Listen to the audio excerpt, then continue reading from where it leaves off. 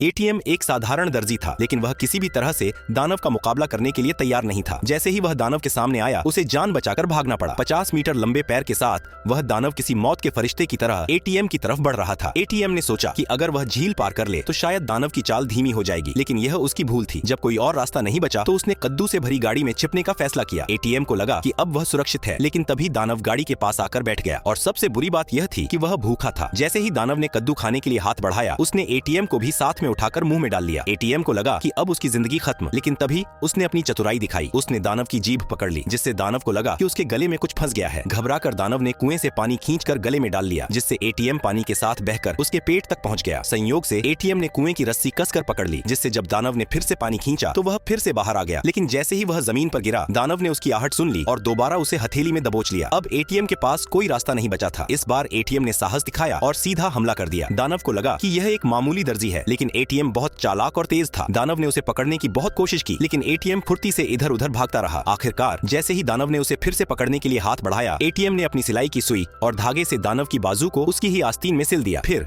बिना समय गंवाए उसने एक रस्सी से दानव की नाक को कसकर बांध दिया। दानव की हिम्मत टूट गई और इस तरह एटीएम ने अपनी चतुराई से जीत हासिल की और विजेता बनकर राजकुमारी से शादी कर ली।